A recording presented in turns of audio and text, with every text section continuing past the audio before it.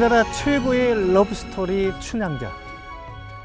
이도령이 춘향을 만나서 깊은 사랑에 빠지게 된 곳이 바로 이곳 광활루원이죠. 아름다운 경관과 더불어 이곳에 인연이 있었던 역사적 인물들의 이야기가 아직도 생생하게 전해오는 곳이 광활루원입니다. 남원 요천 옆에 자리한 광활루원.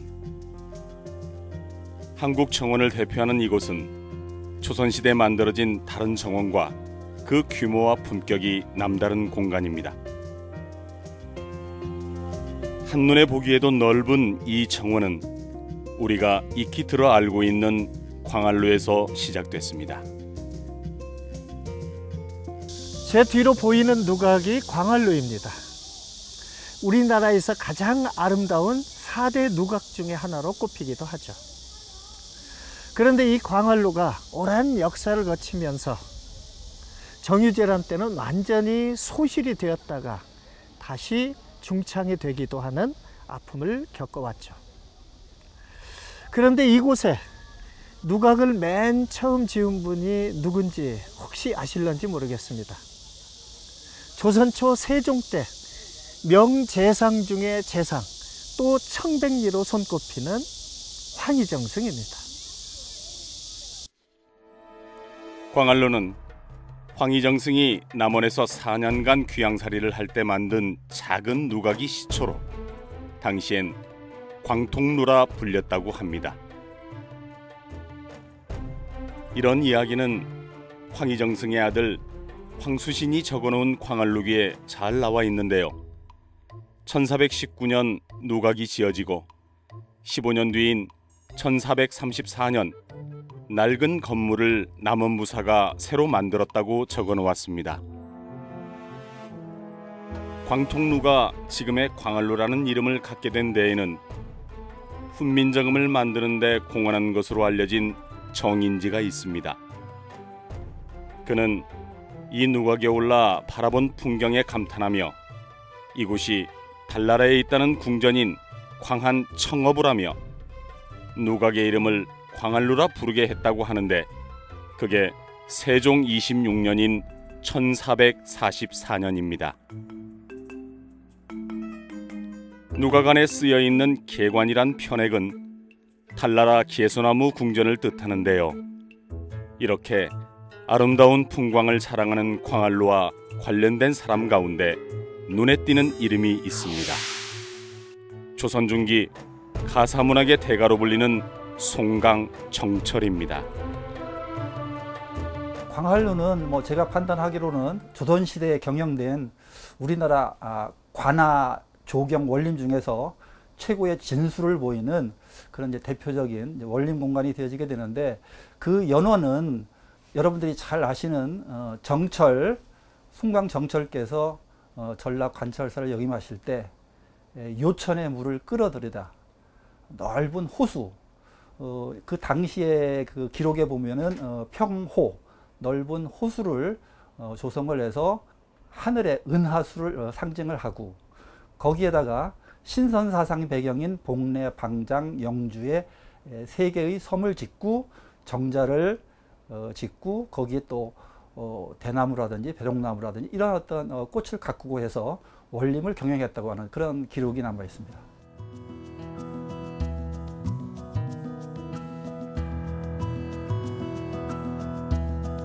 전라관찰사로 내려와 있던 정철은 요천의 물을 끌어다가 광활루 앞에 연못을 만들고 그 안에 3개의 섬을 조성했습니다.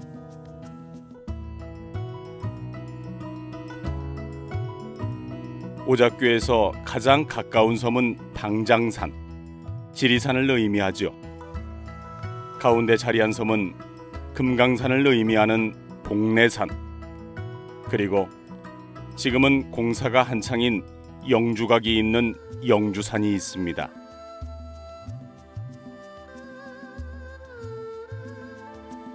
이 3개의 산은 광활루원을 제대로 이해하는 데 가장 중요한 곳입니다. 광활루 누각 앞에 있는 연못에는 3개의 인공섬이 있습니다. 이 섬들의 이름이 복례산, 방장산, 영주산이라는 이름을 가지고 있는데 신선들만 산다는 산으로 삼신산이라고 부릅니다. 이 조그마한 산들이 신선이 살고 있는 산이라면 좀 이상하게 여겨지시거나 좀 생뚱맞게 느껴지실지 모르겠습니다. 그러나 이곳에 누각이 지어지고 연못이 만들어질 당시의 시대사상은 바로 이런 신선사상이 그 시대를 대표하는 중요한 사상 중의 하나였기 때문입니다. 광활루원은 거대한 상상의 공간입니다. 가장 중심적인 공간인 광활루는 하늘의 달을 상징합니다. 그리고 그 앞에 만들어진 연못은 은하수를 상상하며 만든 건데요. 인공으로 만든 3개의 섬은 신선들이 사는 삼신산을 뜻합니다.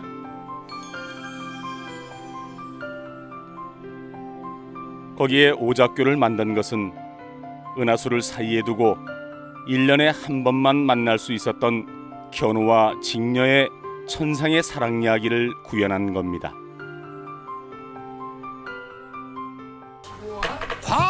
광활루도 조커니와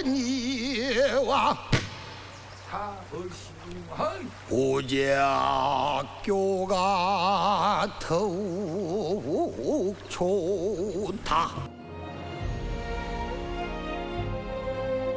광활루원을 대표하는 것 중에 하나는 오작교입니다.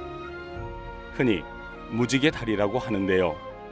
설화에선 견우와 직녀가 7월 7석에, 소설 속에선 춘향과 이몽룡이 5월 5일에 이 오작교에서 사랑을 이룹니다. 두 이야기 모두 신분을 뛰어넘는 사랑을 보여주는데요. 천상과 지상을 넘나드는 러브스토리의 배경이 된 광활루원. 그렇다면 광활루로 대표되는 누각과 우리가 흔히 보는 정자는 어떻게 다른 걸까요? 그 루라고 하는 것들은 실은 이제 정자와는 다르게 공적인 성격이 좀 강합니다. 그래서 루라고 하는 그런 이제 한자 어휘는 2층 이제 다락집을 얘기를 하게 되는데 거기에서는 주로 이제 정치 행사라든지 유락이라든지 뭐 완상이라든지 뭐 이제 이런 것들을 이제 다양하게 이제 펼치게 되어지게 되거든요. 그렇기 때문에 훨씬 더 이제 규모가 커지고 내용 범위도 확대되어지는 그런 양상으로 볼 수가 있습니다. 그래서 광활루만 하더라도 정면 5칸에 측면 4칸에 20칸짜리 그 루마루가 있고 또 별도로 2칸 정면에 1칸 또 온돌방이 형성이 돼 가지고 그런 어떤 이제 다양한 공적 정치 유락 문화를 효율적으로 이제 수용할 수 있는 그런 어떤 규모. 그렇습니다. 광활루는 당시 남원부에서 관리를 하던 공적인 공간이었던 거지요. 그래서 누각을 받치고 있는 돌기둥의 크기나 규모도 상당합니다.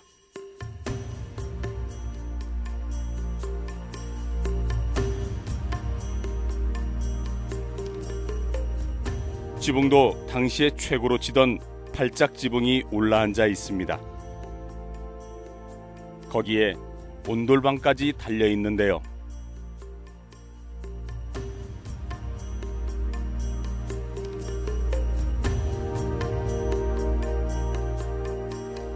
한번 열어보실까요? 이게 밑에는 다 구들로 되어 있고 예전에는 다 여기서 악공들이 대기하는 장소이기도 했고 겨울에는 또 이곳을 방처럼 바닥에 구들이 되어 있으니까 따뜻해가지고 겨울에도 여기서 시국에 대한 이야기도 나누고 시도 짓고 이렇게 했던 것 같습니다. 네. 조선시대 사람들은 이곳에 앉아 신선들이 산다는 이상향의 세계를 바라보며 현실의 시름을 잊었을 겁니다. 하지만 달나라의 궁전을 뜻하는 광활루의 오를 수 있는 사람은 많지 않았습니다. 관에서 관리를 했기 때문에 지체 높은 양반이 아니고서는 일반인들이 이곳에 들어올 수 있는 기회는 별로 없었을 겁니다. 누가간에 걸려있는 수많은 편액들은 조선 전기의 문신 김종직을 비롯해 천재 시인 옥봉 백광훈, 그리고 전라 관찰사를 역임했던 이석형과 송강 정철 등 당대의 이름난 인사들이 남겨놓은 시문입니다. 그런데 이곳에 걸어놓은 편액 가운데 눈여겨볼 만한 것이 하나 있습니다. 바로 기생봉선과 연옥이라는 이름입니다.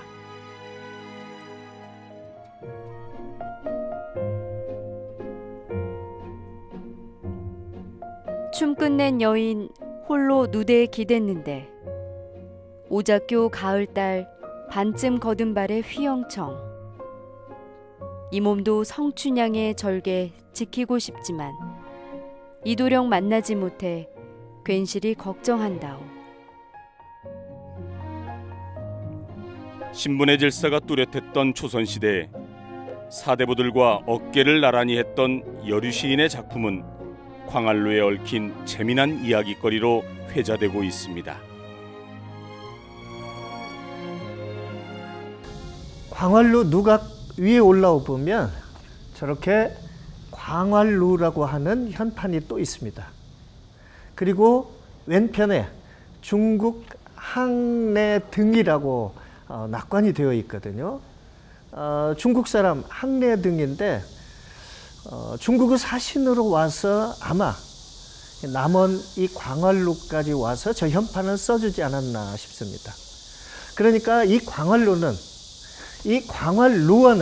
바로 전라도의 광활루나 조선의 광활루만이 아니라 중국에서도 한양에서 이를 보고 일부러 남원까지 와서 광활루를 보고 싶어 할 정도로 글로벌한 또 인터내셔널한 그런 광활루가 아니었을까 생각이 들기도 합니다. 정유재란 때 불에 타버린 광활루는 인조 때인 1626년 지금의 모습으로 새로 지어져 이 자리를 지켜오고 있습니다. 호남 제1루라는 현판은 1855년 누각을 개보수하면서 남원부사가 직접 써서 걸었다고 하는데요. 당시에도 광활루는 호남을 대표하는 누각이었던 것 같습니다. 지금 광활루를 올라가려면 일종의 통로처럼 되어 있는 공간이 있습니다.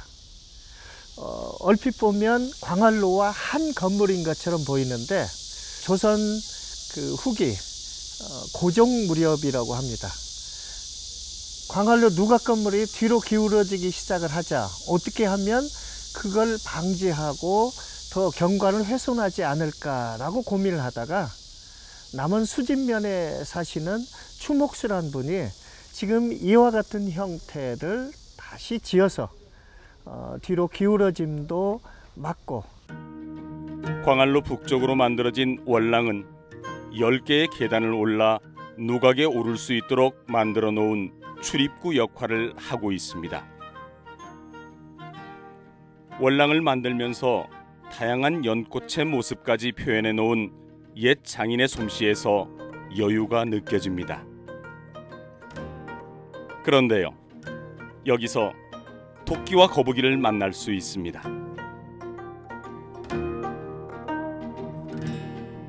그리고 춘향 영정을 모신 춘향각에서도 모양은 다르지만 거북이 등에 탄 토끼를 찾을 수가 있습니다. 광활루 누각의 그 신선경의 세계, 달나라 월궁 세계에 이렇게 오르기 위해서는 월랑이라고 하는 이제 다락 계단을 올라가게 되는데 거기에 토끼가 거북 등을 타고 있는 그런 어떤 전경들이 거기 펼쳐져 있어요. 그 다음에 거기 춘향 사당에도 마찬가지가 되어지게 되고, 토끼와 이제 거북과의 그런 어떤 상관관계는 이제 해중신선, 그 다음에 이제 달나라의 그 개수나무 전경에서 즐기는 토끼 어떤 풍류 같은 거, 이런 것들이 거기 펼쳐져 있는 것들이거든요. 그래서 그 이제 광활로 그 루가 그 안에도 그 개수나무 개자를 쓴 개관이라고 하는 그 편액이 거기 걸려 있어요.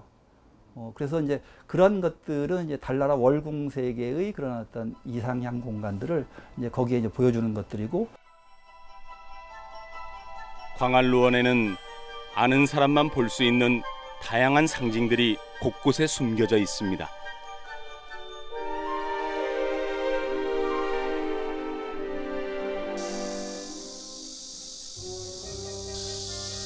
오늘처럼 이렇게 가만히 있어도 땀이 줄줄줄 흐르는 무더운 날에는 나무 그늘처럼 고마운 게 없죠.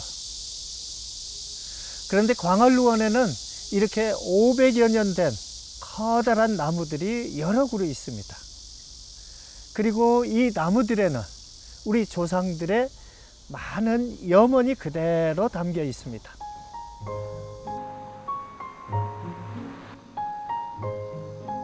광활루원의 남문으로 들어가면 마주하게 되는 아름드리 팽나무.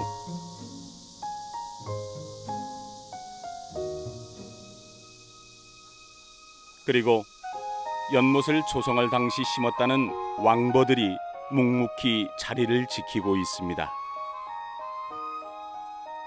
나무는 500년이라는 세월이 무색할 정도로 여전히 건재함을 과시하고 있지요.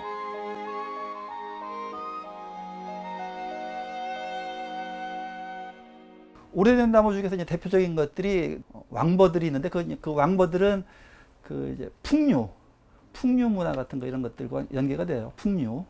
또 팽나무하고 느티나무 같은 거 이런 것들이 있어요. 그래서 이제 팽나무, 느티나무, 왕버들 이런 것들은 처음에는 볼품이 없지만 시간이 경과하면서 아주 웅장하게 이렇게 자태를 보여주기 때문에 특히 그런 것들은 학자수라고도 얘기를 하게 되고, 그 다음에 삼정승, 삼공수라고도 이렇게 얘기를 하게 되는데, 그러니까 남원 고을에서 위대한 인물이 나오도록 염원하는 그런 가치 같은 거, 이런 것들을 이제 담고 있습니다. 그래서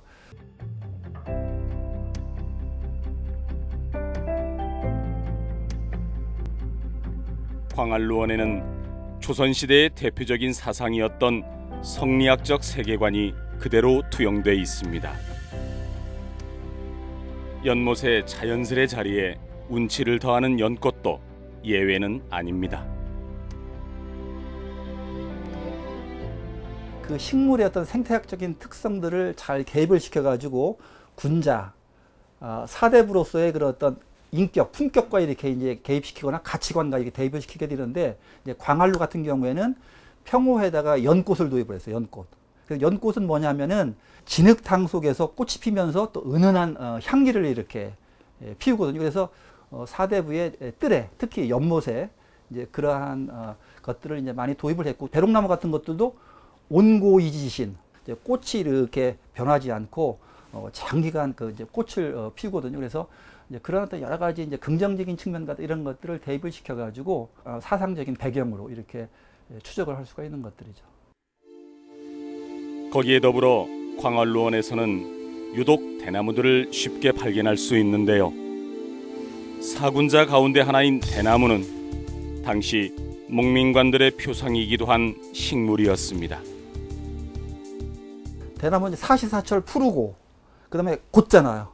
고을의 수령들이 그 대나무의 그런 어떤 가치, 표리부동하지 않고 변하지 않으면서 그 올곧은 가치를 청렴결백하게 지켜야만 한 그런 어떤 가치관 같은 거, 아니면 목민관 같은 거. 또 이제 그 월랑에 올라가다 보게 되면은 또 그 코끼리 조각상도 있어요. 목민관들, 관하 수령들이 코끼리처럼 변함없이 정사를 잘 펼치기를 염원하는 그런 어떤 가치 같은 거, 이런 것들과 이렇게 연계되어진 그런 해악이라고 볼 수가 있겠죠.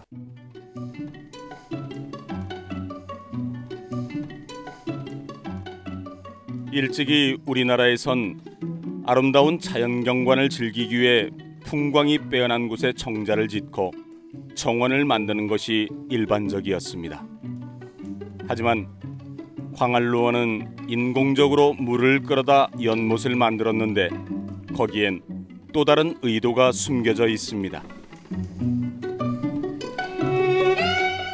광활로 누각을 이렇게 짓고 연못을 파고 한 것들도 결과적으로는 남원 고을의 태평성대와 안녕을 기원하는 그런 어떤 이제 가치가 있고요. 그다음에 그 당시에 또 가장 이제 문제가 됐던 것들이 고을의 화재 같은 거 이런 것들이거든요. 그래서 특히 이제 뭐 동남풍 같은 거 이런 것들이 많이 불고할 때 그 고을 전체가 이제 화재에 상당히 문제가 되어지기 때문에 의도적으로 요천 물을 끌어들여 가지고 관하 인접한 부분에 연못을 도입을 해 가지고 그런 어떤 화재 예방이라든지 진화에. 그렇게 보니 광활로 앞에 있는 커다란 자라가 눈에 들어옵니다. 자라는 물에 사는 동물로 풍수적으로 불과는 상극으로 알려져 있습니다. 고을에 화마가 들어오는 것을 막아주길 바랐던 선조들의 염원이 담겨 있는 것이지요.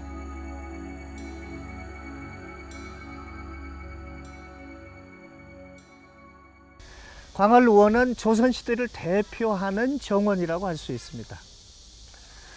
정원을 조성할 때 가장 필수적인, 가장 먼저 고려되는 것 중에 하나가 바로 연못입니다.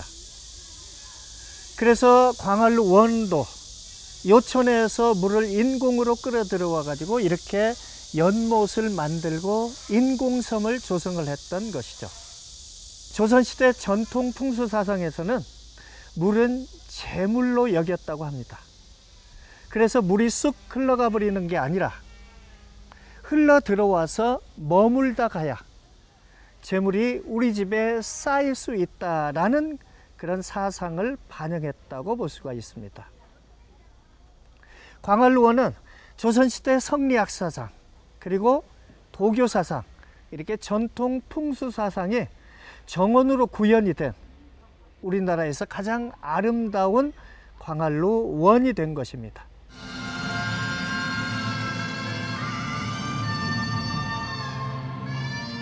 신선들이 머문다는 삼신산에선 남원의 오늘을 대표하는 공연이 펼쳐집니다. 예로부터 사람들로 하여금 웃고 즐기며 번잡한 세상사를 잠시 내려놓게 했던 천상의 공간 광활루원이 여전히 우리 곁에 있습니다.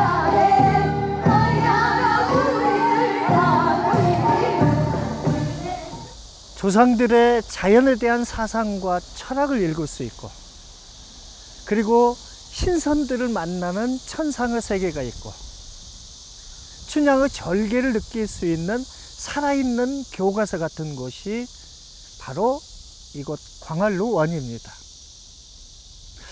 이곳에 오셔서 천천히 걸으시면서 천상에서의 여유와 그리고 역사의 숨결을 느껴보시면 좋을 것 같습니다.